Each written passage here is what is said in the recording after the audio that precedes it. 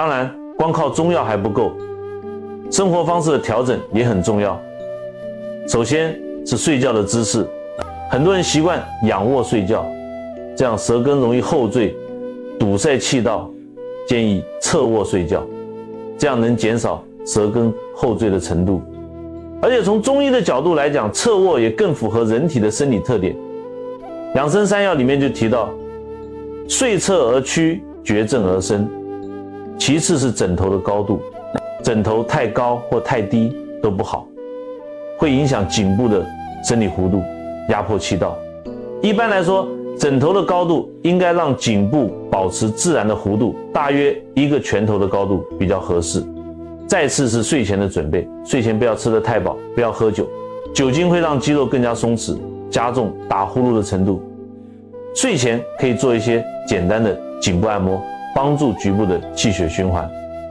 平时的饮食也要注意，要少吃生冷油腻的食物，多吃一些健脾化痰的食物，比如白萝卜、冬瓜、薏米、山药等。《本草纲目》里面记载，白萝卜能消痰下气，冬瓜能利水消肿，薏米能健脾利湿。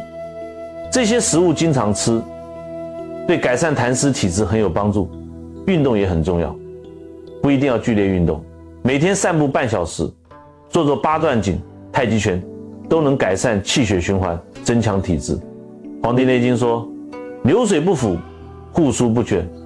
人的身体也是一样，经常运动，气血才能流通，痰湿才不会停留。还有一个很实用的方法，就是练习发声，每天早晚各练习10分钟，发、音。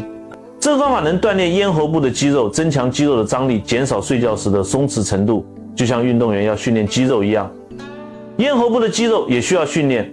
有的人可能会问，这些方法真的有用吗？我告诉你们，中医治病讲究的是整体调节，标本兼治。虽然见效可能没有手术那么快，但是一旦见效就比较持久，而且没有副作用。我见过很多病人通过中医的方法，不光打呼噜好了，整个人精神状态都好了很多。为啥？因为我们不是光治打呼噜这一个症状，而是把整个身体的平衡都调整过来了。